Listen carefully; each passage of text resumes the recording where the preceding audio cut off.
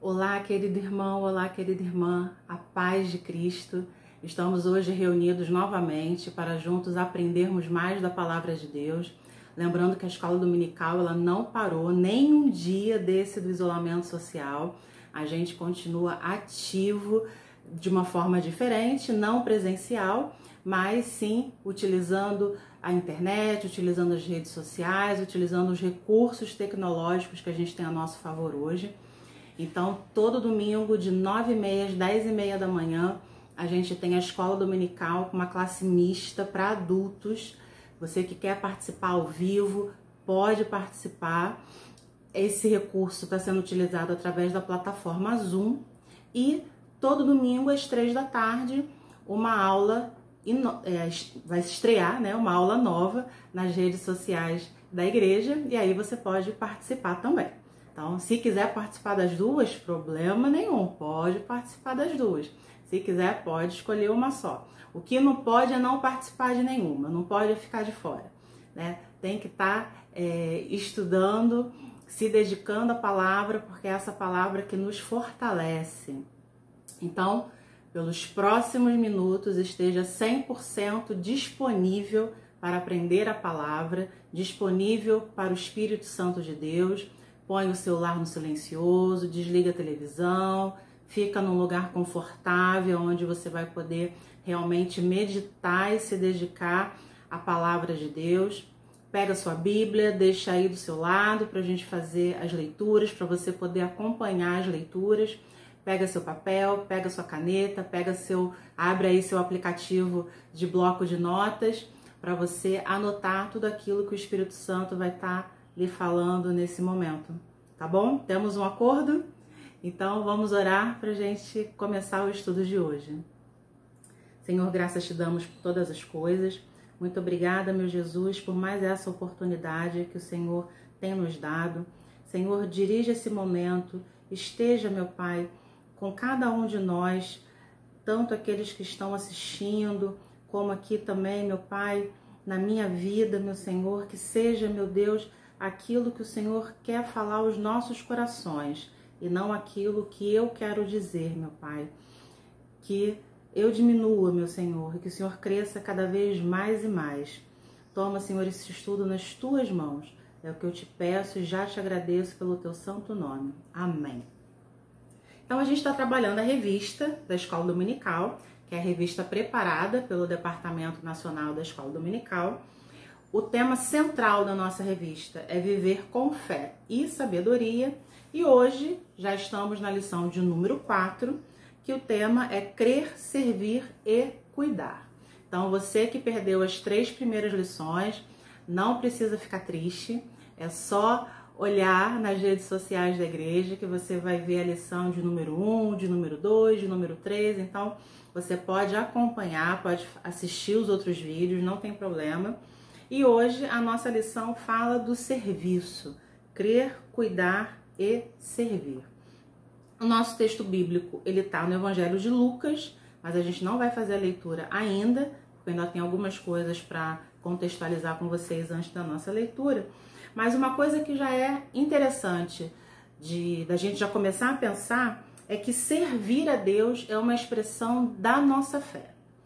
Então, no momento em que nós estamos servindo a Deus, no momento em que nós estamos voltados para a obra de Deus, voltados para esse evangelho do reino, esse evangelho de paz, de amor, de perdão, de misericórdia, nós estamos servindo a Deus. E aí já tem umas perguntas que são bem interessantes para a gente pensar.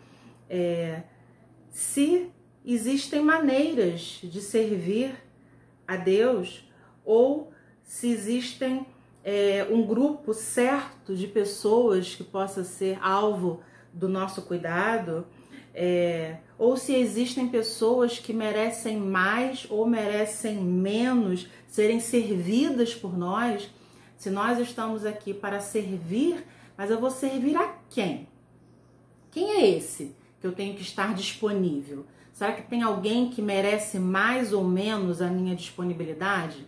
Será que eu tenho que estar voltado mais para um grupo do que para outro? Será que tem pessoas que merecem mais esse cuidado, esse serviço da minha parte enquanto cristã ou não? Será que tem alguém que não merece? Que eu não devo me dedicar a essa pessoa ou a esse grupo? Então, já fica aqui algumas coisas para a gente ir pensando, porque o nosso texto, a nossa aula de hoje vai falar muito sobre isso. E para a gente já entender que a gente tem um modelo de serviço em Cristo, um modelo perfeito de serviço em Cristo, vamos fazer a leitura de Filipenses. Filipenses capítulo 2, do versículo 5 ao versículo 8. Eu gosto muito desse texto, porque ele mostra como que tem que ser o nosso serviço, mas como que tem que ser o nosso proceder, como que tem que ser o nosso caminhar na obra, o nosso caminhar na missão. Então, o nosso caminhar tem que ser tendo Jesus como exemplo. E aqui tá qual é o exemplo de Jesus. Então, livro de Filipenses, capítulo 2, do versículo 5 ao versículo 8. Tende em vós o mesmo sentimento que houve também em Cristo Jesus, pois ele, subsistindo em forma de Deus, não julgou como usurpação o ser igual a Deus. Antes, a si mesmo se esvaziou, assumindo a forma de servo, tornando-se em semelhança de homens e reconhecido em figura humana. A si mesmo se humilhou, tornando-se obediente até a morte e morte de cruz. Então, é esse o sentimento que tem que estar dentro de nós na hora do serviço, na hora de estar voltado para as coisas de Deus, para a obra de Deus. E não só na obra de Deus, em tudo aquilo que a gente for fazer, a gente tem que ter esse mesmo sentimento que teve em Cristo Jesus, que é um sentimento de humildade, um sentimento daquele que, mesmo sabendo que era Deus, não teve por usurpação ser igual a Deus, mas ele se esvazia, né? Ele se esvazia daquela grandeza que ele tinha para assumir uma forma de servo, e enquanto servo ele ainda assume uma forma humana, que é a forma, é a forma mais frágil que existe. O ser humano é um dos animais mais frágeis que tem. Você pega aí um bebê recém-nascido humano, aonde você coloca ele fica. Você pega um bebezinho recém-nascido de outros animais, ele vai se rastejar, ele vai de alguma forma procurar algum abrigo, alguma ajuda. Claro que, né, isso não é suficiente para a sobrevivência dele, mas é só para fazer um paralelo de que os outros animais eles já nascem minimamente capazes de uma autoproteção. O bebezinho humano não. Então essa é a nossa condição humana, é a nossa condição de total vulnerabilidade. E Cristo, mesmo sendo Deus, ele assume essa forma, ele se esvazia num processo de humildade, assume essa forma de servo. Servo de quem? Servo de Deus. E enquanto servo de Deus, ele assume uma forma humana, para poder ser obediente a Deus e obediente até a morte, e uma morte que não foi qualquer morte, mas foi morte de cruz. Uma morte que era considerada uma das formas mais vergonhosas de se morrer. Então, é esse o exemplo que a gente tem vindo de Cristo para o serviço. É esse o nosso exemplo. A gente tem que ter esse mesmo sentimento. E o nosso texto, ele está no livro de Lucas, né? Mas antes, vamos falar um pouquinho de Lucas, né? Quem foi Lucas? Lucas é aquele que Paulo, lá no livro de Colossenses, no capítulo 4, versículo 14, ele vai chamar de médico amado. Então, Lucas era médico sim, de verdade, não é uma forma de expressão. Lucas, ele era médico. Provavelmente Lucas era grego, até pela forma da escrita do evangelho, né? O evangelho de Lucas é atribuído como autor ao próprio Lucas, esse médico, que logo no versículo 1 do evangelho de Lucas, ele fala que ele fez uma apurada investigação com testemunhas oculares, onde ele faz ali um trabalho belíssimo de historiador e monta uma biografia da vida de Cristo, contando toda a trajetória. Então é um dos evangelhos que a gente tem mais completos, que fala, que mostra a Cristo desde antes de nascer, que fala um pouquinho ali daquela infância. Então é um dos evangelhos mais completos que a gente tem, embora Lucas nunca tenha visto a Cristo, nunca tenha estado com Jesus, mas ele faz toda essa apuração, levanta todas essas informações, não só desse começo da história de Cristo, mas também do desenrolar das coisas após a morte de Jesus e ele ser recebido nos céus. Então, a gente tem uma primeira parte dessa biografia, que é o Evangelho de Lucas, e a gente tem uma segunda parte, que é os acontecimentos seguintes após Jesus ir aos céus, que é o livro de Atos dos Apóstolos. Então, os dois livros são atribuídos a Lucas, um complementa o outro. O livro de Atos dos Apóstolos começa exatamente aonde o Evangelho de Lucas termina, e o destinatário fala de uma pessoa chamada com o nome de Teófilo, a quem ele estaria escrevendo, detalhando essas informações, para que essa pessoa também tivesse conhecimento de toda essa história de Cristo e das coisas que aconteceram após a sua morte. E Lucas, ele era um cooperador de Paulo, um cooperador do apóstolo Paulo. Você pode conferir isso na segunda carta que Paulo escreve a Timóteo, então 2 Timóteo, capítulo 4, versículo 11, e também na carta que Paulo escreve a Filemon. Filemon só tem um capítulo, então no versículo 24 que aparece Lucas sendo citado como um cooperador do apóstolo Paulo.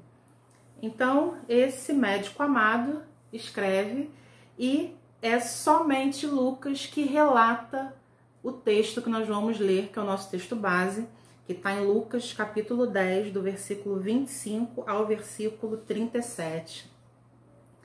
Então, uma coisa que a gente já pode ir vendo é que Lucas, ele traz aqui uma história que fala totalmente do serviço. Vamos abrir aqui, Lucas, capítulo 10.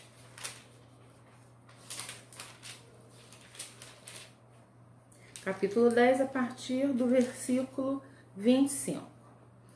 A gente tem, nesse momento, Jesus sendo interrogado por um intérprete da lei.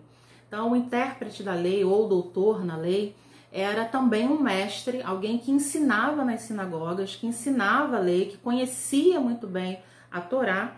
E a gente tem essa pessoa querendo fazer uma pegadinha com Jesus, né? Pegar Jesus em alguma falha. Então, já começa perguntando o que era necessário para ter a salvação. E aí Jesus dá uma resposta, essa pessoa não fica muito satisfeita, porque achou que Jesus saiu fácil demais daquilo ali, e tenta novamente uma outra situação, e Jesus apresenta uma parábola, que é a parábola do bom samaritano.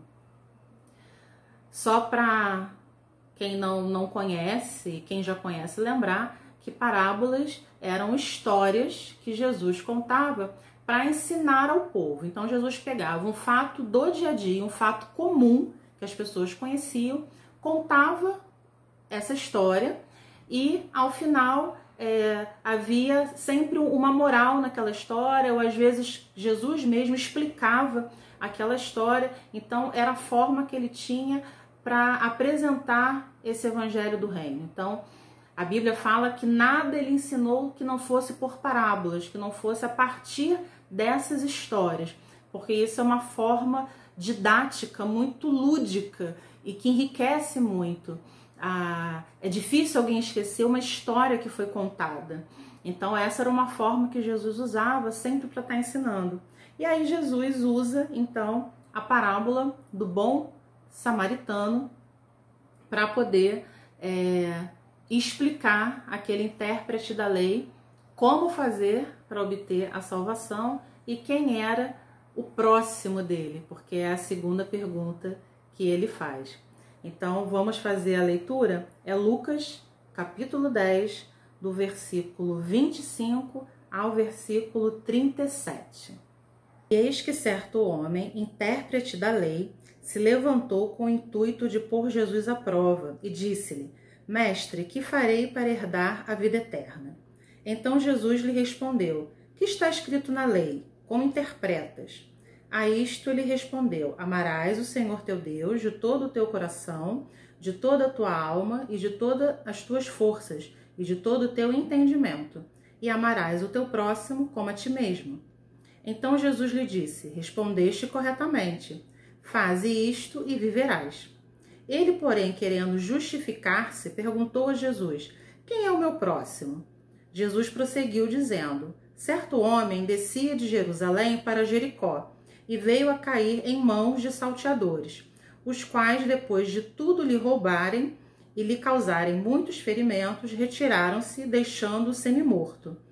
Casualmente descia um sacerdote por aquele mesmo caminho, e vendo-o, passou de largo. Semelhantemente, um levita descia por aquele lugar, e vendo-o, também passou de largo. Certo samaritano, que seguia o seu caminho, passou-lhe perto, e vendo-o, compadeceu-se dele. E chegando-se, pensou-lhe os ferimentos, aplicando-lhes óleo e vinho, e colocando-o sobre o seu próprio animal, levou-o para uma hospedaria e tratou dele. No dia seguinte, tirou 2 denários, o entregou ao hospedeiro, dizendo: Cuida deste homem, e se alguma coisa gastares a mais, eu te indenizarei quando voltar. Qual desses 3 te parece ter sido o próximo do homem que caiu nas mãos dos salteadores? Respondeu-lhe o intérprete da lei: O que usou de misericórdia para com ele. Então lhe disse: Vai e procede tu de igual modo. Então aqui a gente tem Jesus usando essa parábola para explicar não só o que a gente precisa fazer para herdar a vida eterna, que é esse amar a Deus acima de todas as coisas e amar ao próximo como a nós mesmos, mas também quem é esse nosso próximo. Então, só para você poder entender um pouco melhor esses 3 personagens, é importante para que você realmente consiga entender como Jesus foi profundo com essa parábola. Então, aparecem 3 personagens principais aqui: o sacerdote, o levita e o samaritano. O sacerdote e o levita eram pessoas que descendiam da tribo de Levi. Então, lembrando, né, que haviam 12 tribos em Israel. Essas 12 tribos vinham da descendência dos 12 filhos que Jacó tinha, e a tribo de Levi, a tribo que vinha de descendência de Levi, filho de Jacó, foi a tribo que Deus determinou que não teria posse na terra.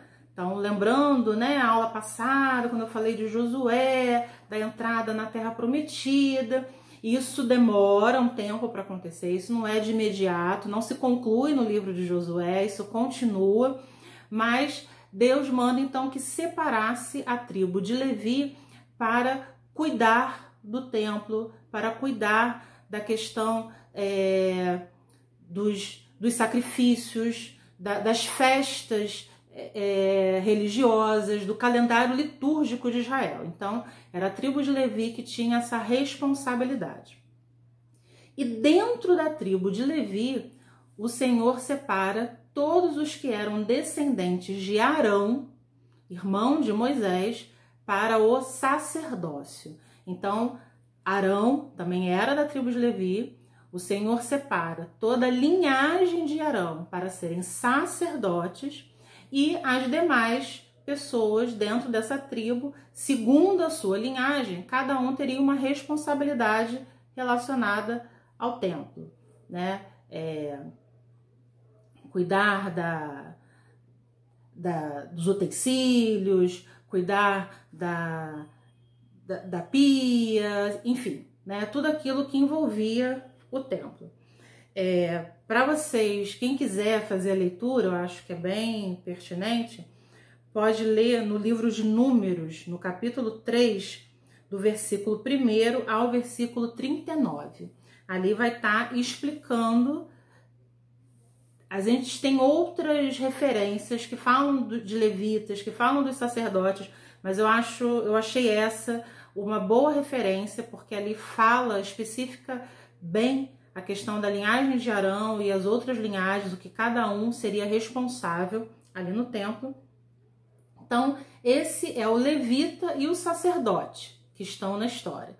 2 homens que conheciam a lei, que serviam diretamente no templo, que faziam ali essa mediação entre os homens e Deus. O sacerdote era aquele, principalmente na época da Páscoa, que fazia os sacrifícios. No caso, o sumo sacerdote fazia o sacrifício de expiação pelos pecados do povo. Então, a gente está falando de 2 homens que conheciam a lei, que serviam no templo, que estavam a serviço de Deus, mas esses 2 homens passam por aquele que tinha sido assaltado, que tinha sido vítima de violência e não faz nada. Passa a largo, né? Passa distante e não faz nada. Porém, vem um samaritano que se comove dele, que age com compaixão em relação a ele. E quem era o samaritano? Então, resumindo muito, porque só a questão do samaritano já dá uma outra aula, mas assim, resumindo muito, quando há a posse da terra, então quando realmente os israelitas tomam posse da terra prometida, de Canaã, né, que Deus falou, prometeu que daria por herança, há um reino só, um reino unificado. Porém, num determinado reinado, por questões políticas, esse reino tem um racha, ele se divide. E aí a gente tem o reino do norte, que é Israel, e o reino do sul, que é Judá. O reino do norte, Israel, tem como capital Samaria, e o reino do sul, Judá, tem como capital Jerusalém.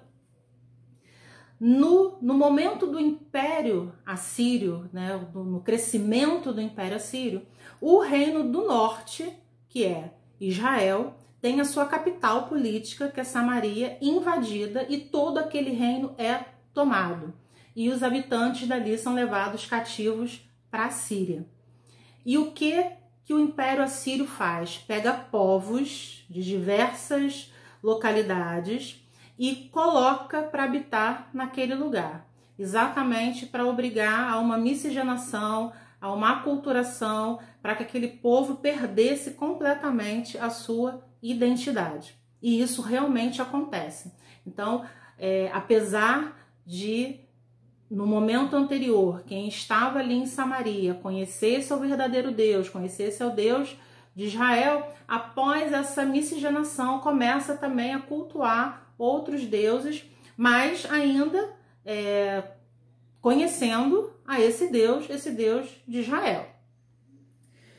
Por isso que os judeus viam os samaritanos com maus olhos, porque era tido como um povo misturado, por miscigenação, que não valorizava, que não seguia todos aqueles ritos do judaísmo, que não cumpria todos aqueles rituais. Então era um povo que era visto com maus olhos.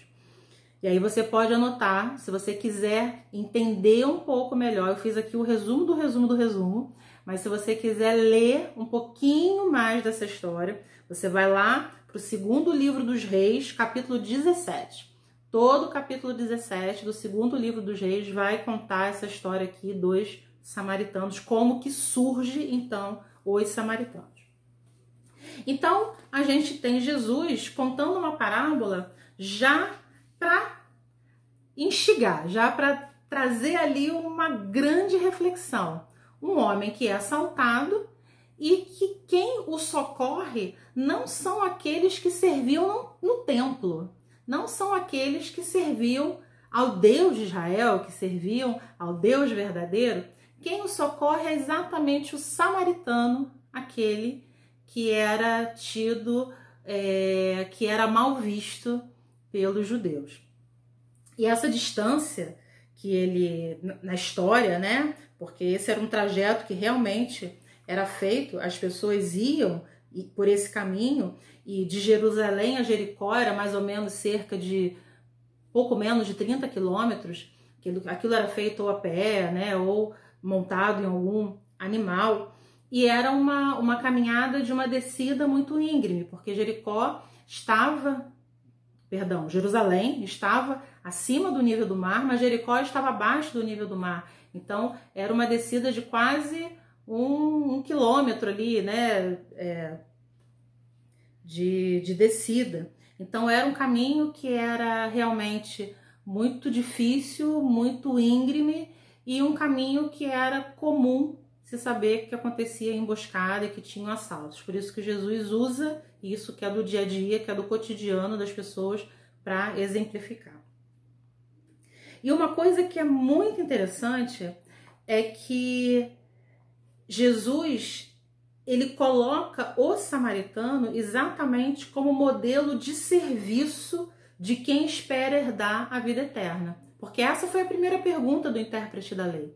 Mestre, o que eu faço para herdar a vida eterna? Aí Jesus já responde com outra pergunta. O que a lei diz? A lei diz isso: amará o Senhor teu Deus, todas as tuas forças, todo o seu entendimento, e amar o próximo como a ti mesmo. Aí Jesus fala: você respondeu bem, tá certo, é isso mesmo. Então vai e faz isso. E aí ele não fica satisfeito. Não, mas quem é meu próximo? Aí ele quer esquentar mais aquilo ali para ver se pega Jesus em alguma situação difícil. E Jesus apresenta exatamente essa parábola, onde Jesus mostra esse samaritano como sendo esse modelo de quem herdaria essa vida eterna. E por quê? Quais foram as atitudes que esse samaritano teve? Primeiro, uma atitude de ajuda, mas uma ajuda incondicional. Esse samaritano ajuda aquele homem sem saber quem ele era, sem saber o que tinha acontecido, né? Ele passa a ver uma pessoa caída no meio do caminho que tinha sido espancada. E aí, se fosse hoje, né, a gente já ia pensar: mas ele deve ter feito alguma coisa para ter merecido isso. Não vou nem chegar perto, não vou nem me envolver nessa história, porque alguma coisa ele fez. O samaritano se aproxima, não se preocupa em quem é aquela pessoa, não se preocupa no que aconteceu, pega, cuida das primeiras feridas. Então, o tratar com óleo, na realidade, o óleo de oliva, o azeite e o vinho eram tratamentos caseiros que eram feitos. Ele limpa aquelas feridas com vinho, passa azeite, pega aquele desconhecido, põe no lombo do cavalo dele, segue a jornada, chega numa hospedaria, deixa esse homem lá, paga a estadia dele e ainda fala lá na hospedaria, pro hospedeiro, se ele gastar mais alguma coisa além do que eu já paguei, na volta eu acerto com você. Então, ele ajuda aquela pessoa de forma incondicional, sem colocar nenhuma condição e sem esperar nada em troca. Ele olha: mas era um judeu, é um inimigo, digamos assim, né? Uma pessoa que eu não tenho tanto apreço, porque essa rixa era mútua dos dois lados. Uma pessoa que eu não tenho tanto apreço, eu não vou parar para ajudar. É alguém que também eu sei que não gosta de mim? Não, ele não considera isso. E ele vai lá e ele ajuda sem esperar nada em troca, apenas por compaixão. O texto fala que ele se compadece dele. E aí eu queria ler um dos significados de compaixão: sentimento piedoso em relação à tragédia pessoal de outrem, acompanhado do desejo de minorá-lo. Isso é compaixão. É quando a gente sente um sentimento piedoso, um sentimento de piedade em relação à tragédia de outra pessoa, em relação ao problema de outra pessoa, só que esse sentimento de piedade vem junto com o desejo de fazer algo para minimizar o sofrimento daquela pessoa. Isto é compaixão. E é isto que o samaritano sente em relação àquele desconhecido, que era, de certa forma, um inimigo político, alguém que havia uma grande rixa entre os povos de séculos, por conta do que vocês vão ler lá em 2 Reis, e mesmo assim ele age com misericórdia. Ele se enche de piedade por aquele homem e tem o desejo de amenizar o sofrimento dele. Então cuida das feridas, leva para uma hospedaria e deixa ali tudo pago, e ainda fala que qualquer coisa ele pagaria o restante quando ele voltasse. E aí a gente tem já 2 perguntas, né, que a gente pode se fazer, já começar uma autorreflexão. De que maneira a gente tem se comportado enquanto cristão? A gente está se comportando como o levita e como o sacerdote, que são esses que passam a largo, passam de longe das dificuldades e dos problemas do outro, ou a gente está se comportando como o samaritano, aquele que se importa, aquele que se compadece da dor do outro e que tenta minimizar essa dor. Então, assim, hoje a gente tem várias formas de violência. A gente tem violência urbana, violência física, violência sexual, violência moral, violência psicológica, violência patrimonial. A gente tem violência voltada para uma pessoa em função da condição sexual dela. A gente tem violência voltada para determinados grupos, como crianças, idosos, mulheres.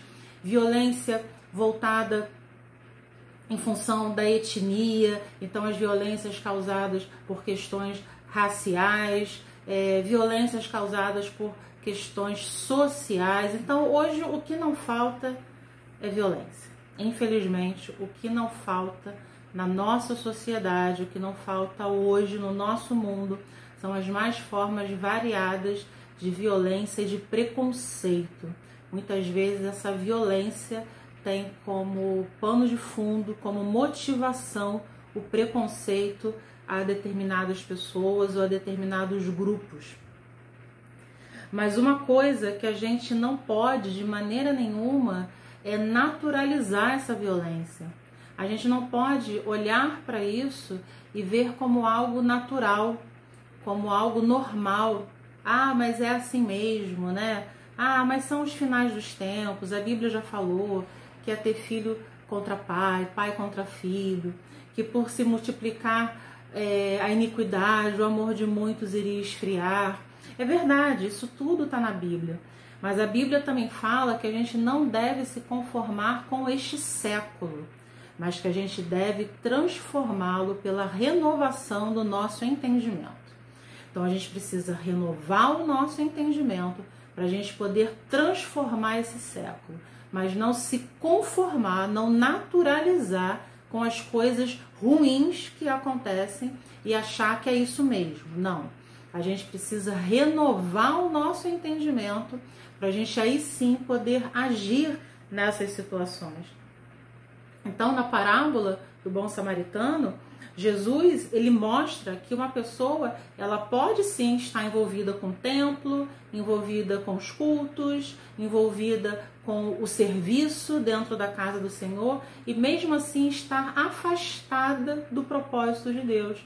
E qual é o propósito de Deus? Esse serviço ao outro, independente de quem seja esse outro. Então, o nosso chamado para o serviço é abrir mão de qualquer sentimento de vingança ou de preconceito e ser solidário àquele que sofre. Ter compaixão por aquele que sofre, independente de quem seja essa pessoa.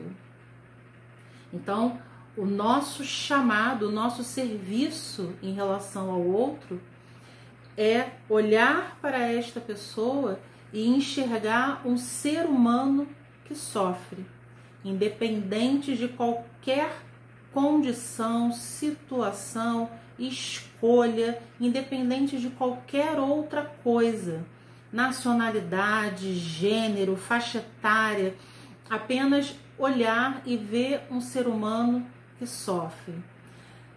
ter íntima compaixão por ele, ter piedade por ele e ter o desejo de minimizar o sofrimento daquela pessoa. Esse é o nosso compromisso enquanto filhos de Deus, enquanto servos de Deus, enquanto aqueles que seguem o exemplo de Cristo, que tem Jesus como nosso modelo máximo, o nosso modelo maior. Esse é o nosso compromisso com o próximo. Amar o próximo como a nós mesmos é amar o próximo de forma incondicional, sem impor nada e não considerando nenhuma outra situação, apenas que ali na nossa frente há um ser humano que sofre. Então, a nossa vida cristã e o conforto do interior da igreja não podem endurecer o nosso coração em relação às realidades do mundo, especialmente às violências. A gente não pode se limitar a estar confortável, a não estar passando por necessidades e não se incomodar com quem passa. E aí, esse quem passa sem olhar ou sem esperar um retorno, sem esperar algo que venha em troca dessa ajuda, mas que essa ajuda seja sincera, que essa ajuda seja para realmente exercer esse serviço que Jesus deixou para nós. Que a gente possa realmente crer, servir e cuidar. Entender que a nossa fé também passa pelo serviço e esse serviço é para o outro. Servir a Deus também implica em servir ao nosso próximo. E o nosso próximo é qualquer ser humano que sofre, independente de qualquer outra situação ou de qualquer outra condição. Tá bom? Então eu vou deixar aí sua leitura da semana para você continuar aprofundando o seu estudo. Hoje a gente leu Lucas, capítulo 10, versículo 25 ao 37. Segunda-feira você vai ler Romanos, capítulo 12, versículo 9 ao 21. Terça-feira, 2 Coríntios, capítulo 6, versículo do 1 ao 10. Quarta-feira, Amós, capítulo 5, versículo do 10 ao 15. Quinta-feira, Provérbios, capítulo 5, versículos 6 e 7.